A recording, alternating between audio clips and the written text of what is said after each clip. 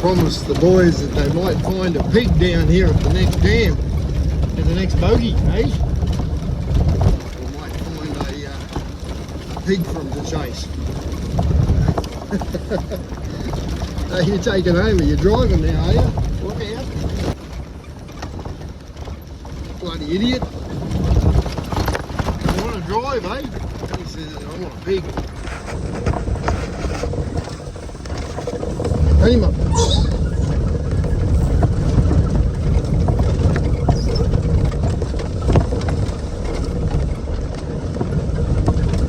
thought there might have been a pig here, but there's not even a pig wallow, so further over probably.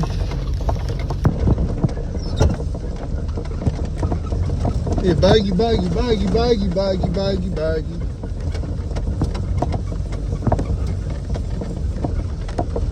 We're coming into this trap site here, and cattle have kicked that one out. Sitting out there. That's unfortunate. There was actually pigs that come along here. Some small pigs come along here and they've tipped the trap out. Not cattle at all, so they'll probably do the same thing again. Right, this is about as far as we'll go up this way today. Okay, we're heading up here now to check the traps that we put in first off yesterday.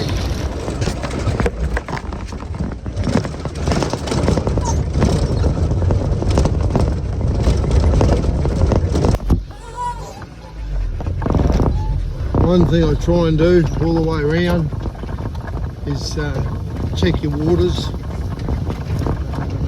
A lot of this country, the cattle rely on troughs and bores. Okay, first glance, doesn't look like anything's here. I'll just do a bit of a walk over and check. Well, we're over at the trap sets at the dead beast. That dead beast is just too rank, too rank to look at. Right, I've just driven through here. Neither of these sets are off, but over my tracks from yesterday are dog tracks, and I'd say there's 2 or 3 dogs come through. Now it's possible that the wind was blowing the opposite direction. Now these dogs came through pretty quick, so they could go right past those traps, wouldn't know they're there because they wouldn't smell anything. So I probably need one on the other side of the track. I think I'll put another trap over here. What I've noticed out here is that there's no kangaroos, and the cattle are all over the front end, and not much sign here at all. I think there's tracks of one dog there. I think it's very hard to tell. Now if there's going to be a dog travelling through here out of this higher country out the back through to this big dam, you'd think they'd come through here. I just look here and say, perfect place off that route there in that sand to set a trap. Really hard to say. Until I get to here, there's a dog right there. For a while there I thought that we weren't going to find a track at all, but no, definitely a dog. What I thought was a dog back at the last one is a dog. As good a spot as I've seen to trap. Put a trap either side. I might get the dogs out, let the dogs put a bit of scent on the ground, and that way anything coming through will pull up here and have a sniff and have a look around. Right, this is very standard for the way I do things anyway. I've just got a short chain there that I've left loose around that root so that it can sit back into the sand there, and I'll just pull the little bit of that top sand back over the top of it so that it just smooths that out, and that'll disappear. Leave no trace. All right, so it disappears.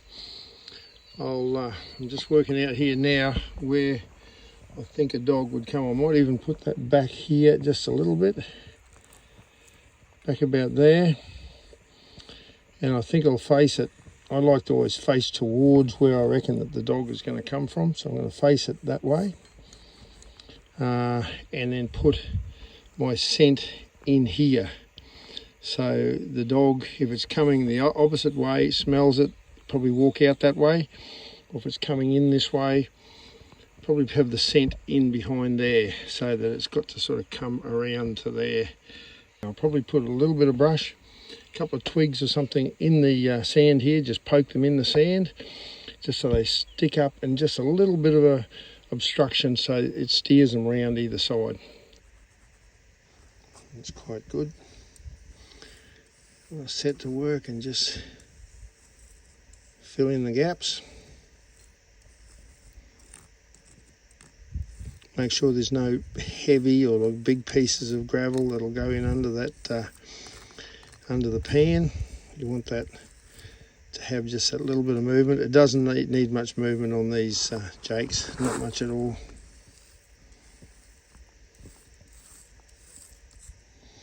I'll just bring that fine soil there, that fine sand. I'll use that fine sand then over the top of it. Very basic set. Put a couple of little sticks in there now and get my the scent. I might actually put fat on this one, something that rancid fat in there, so that it makes that dog not just casually look at it as it goes past if it's not interested in another dog. It'd be nice to have it want to get in there and eat whatever's there. Well, heading home, we've got another, I don't know, we must be up to 35, 38 traps in the ground now.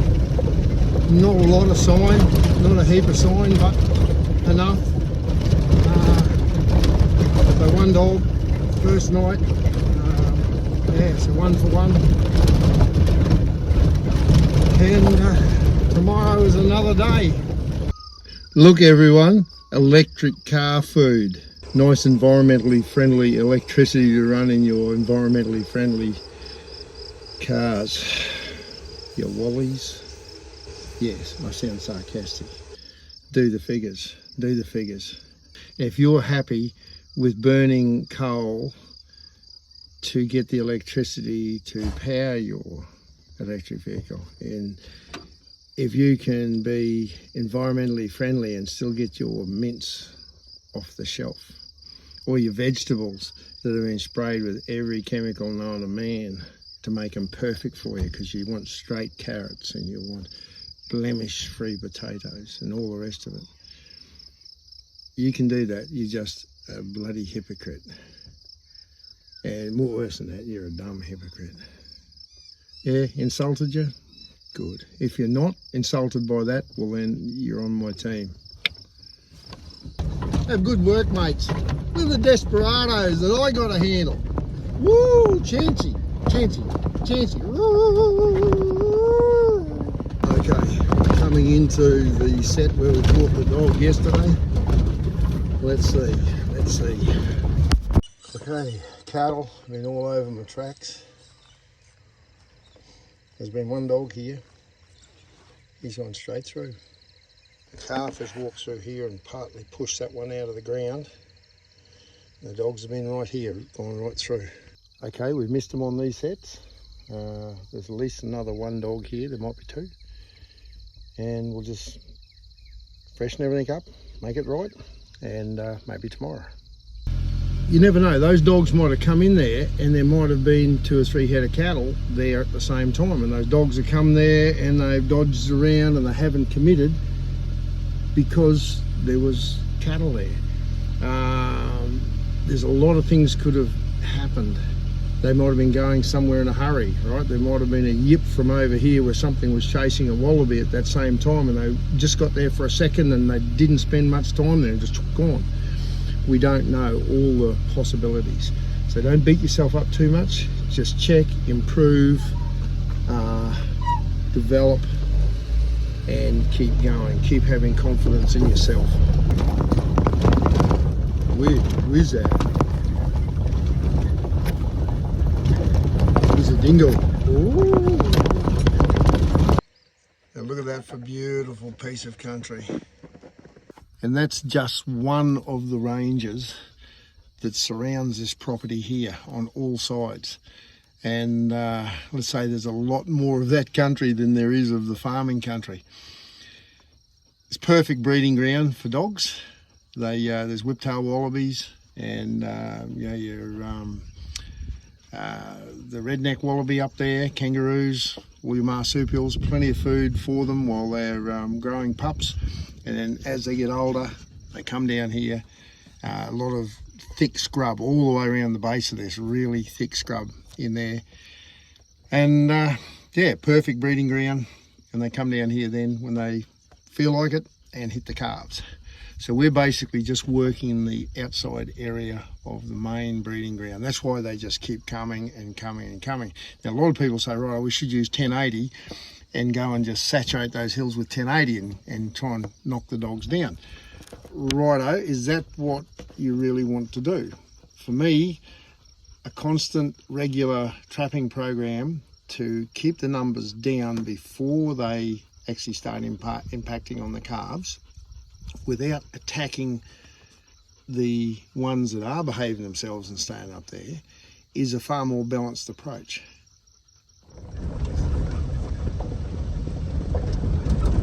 Okay, we're just going to roll down into the next favourite trap set. Right-o, a problem here. So I've got the chain exposed. When I look at it, I've got a track right there on the edge of the pan. There's the edge of the pan. So one track right on the edge. Another track is stepped on the stepping stick, so that didn't do a lot of good. And it's exposed the edge of the pan there. Another track is here, and it's exposed the edge of the pan there. Just any one there on that area, and we had a dog. Now what happened here, it doesn't look like they've scratched it, it just looks like they just got tangled up in that. So I'm going to just leave it as it is, put a bit more sand over the top, probably build back my outside area a little bit more so when they step on it, it doesn't. I'll just take some sand from the edge of this here where I run over with the vehicle. I'll just pour some sand down the edge here.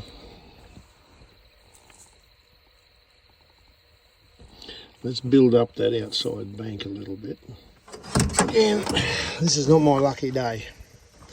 Okay, we've put that trap set in there. There's a track. The pan would be there, this far. That's 3 trap sets now that we've had a track within like 2 inches of the center of the pan. But this is the game. We've got animals that have got millions of acres to roam in, billions of little areas that they could put their feet, and we've got to try and get them to put their foot on, say, I'll have 40 traps out there now, so the whole lot combined together is 40 times that much that we've got to get them to put their foot on to get a success. That's the trick of the game.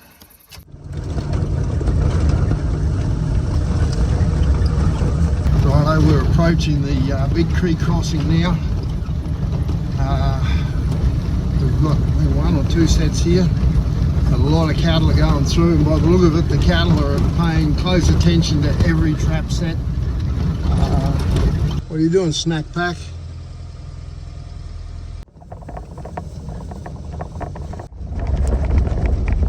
Yeah, so much grass around, you're going to be flat out seeing them.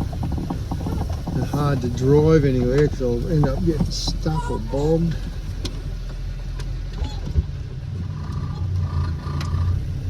Heck of a nice dam.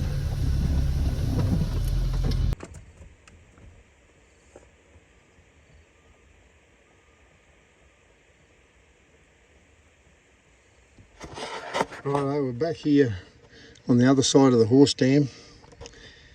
I came up and checked this trap, and here it is exposed. It's been just like tickled with. I thought, righto, has that been a Has that been a kangaroo rat or a bandicoot or a goanna? What's it been? Now look around and say, okay, where's some sign? And straight away, look at this. Dog scratches. Skunk, get away from there. Skunk, on track, get on track. It's been a dog showing his dominance there, just scratching away. Righto, so I've got a trap scratcher. Okay, he knows that one's there. Very hard to put another trap in here because the ground's so hard. Yeah, difficult one. So what I might do is I might try and put a trick to one side. I might try and put something that looks like a trap, set it up over there. I'll find something in the back and set up a dummy trap and then leave this one as a blind. Okay, so I've reset this one. I've just left the trap there, just bare. I've put 2 sticks over there so it looks like something's there, and a piece of chain, shifted everything there. That's a total dummy, nothing there. But I want that dog to come in and think he can move around, that's what it's looking at, and step in the blind. We might have a dead beast over here. I think we do. Righto, this might be where the dogs are feeding. Died calving by the look of it. Yeah. Big a mess, and the dogs have been on her very recently. The dogs have been on her recently, so I might put a couple of traps here just off to one side. Don't you go rolling in it. No, you neither, Brandon. We'll never get you clean. I was just wondering, did you good people hear something? Especially if you're over in the States. If you heard something that sounded like a strangled scream and a whole string of coarse Anglo-Saxon colloquialisms, it was me. Because I just got that finger stuck in that piece of the trap right there. I'd loaded it, so these were down, but towards the end of the day I hadn't checked the trigger mechanism. Usually I take out my Leatherman and I just run the file just through on the sear here, just lightly. I get my fake file Leatherman with its file, and I'll just go across just lightly, right in that groove. Not so to cut any meat off the trigger, just to make sure I don't have any wax or any dirt or anything caught in there. So off there, and I'll get the point of it, and I'll come in under here, and I'll scrape that, just scrape where it sits there on the sear. Right, so you just clean that. Now, I didn't do that. Normally I do, but I should be right. Sat in the ground, put the lazy jaw down, and I'd just taken my fingers off this part when it went off. So this, as it came up, just hit my finger, threw it into there, and chonk, and I got my finger caught in that top piece there. And I had to then just quickly put my foot on either side. Out came my finger, but she's nice and black. It'll be right. It'll just throb a little bit, and I'll have to let a bit of pressure out, but what the heck. But that came from me just not doing my job right. But yeah, it was colourful there for a little while. The dogs all raced and hid in the truck here. Emus ran scared, cattle went to the other end of the paddock. Yeah, it was a bit coarse. Good morning. We've had to race in this morning and grab some fuel, buy a bit of benzene so we can continue to run the trap line. Yeah, there's about 30k run into the nearest town, and back and start checking things out. I think today will be a good day. I think we'll have 2 dogs. That's my guess. 2-dog day. Right, let's see how we go. Right, back on the job. We've got fuel, and yeah, this is what day 17, 18, whatever it is, plus the days before I start heading up here. So probably about 20 odd days in a row straight on. It's good for you. It's good for you. You keep persisting, and good things will happen. No, nothing at all. No, those 3 trap sets, still all good. Nothing's been back.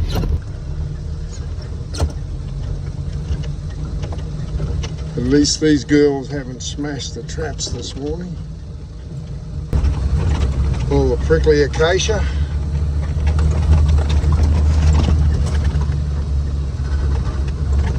Nothing, not even a track. What's happening? Oh, get out, skunk. Back off. Get. You're an idiot. Lovable idiot, but anyway.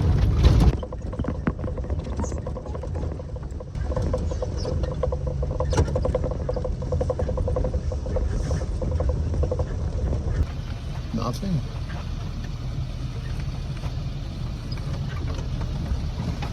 Yeah, cattle will kick the trap out up here.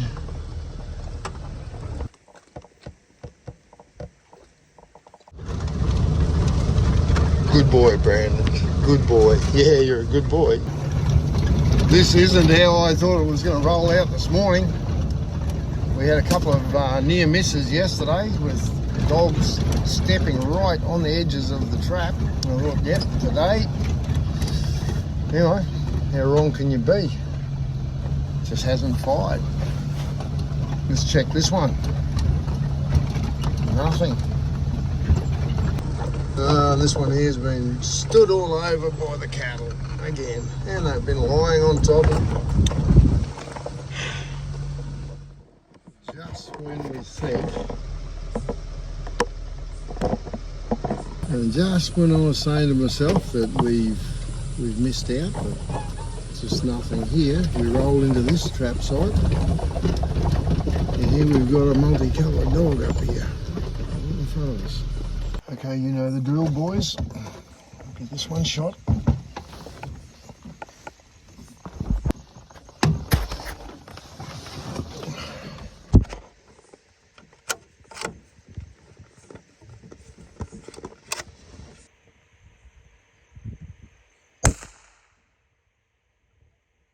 Sit in there, dog. Sit, sit. I'll have to move up a bit because there's another trap right beside us, and these dogs will jump out and get themselves caught. Oh, that worked. I put one on one side and one on the other side.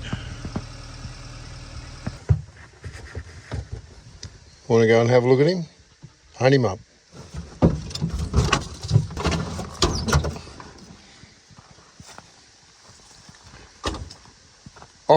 Off, Brandon. Don't hit it, Brandon. No, don't hit him. Good boy. Good boy. Brandon. Brandon, no. No. Up. Not an old dog. Yeah, could be the same litter brother to the one we got there yesterday. So different colour, but that doesn't mean much. Full paw catch, spot on. So he's come in on the opposite direction from the way I thought he would come in. So he's probably come, well, the way I had this set was if a dog came this way. So he's actually come up the bank and got caught. So if there was a second dog here and it missed the trap that's on the other side of the road, it's a good chance he'll come back, he'll check that spot if we could get him tonight. Okay, so that's 2 from 3 and we're only halfway around the trap line. Doing okay.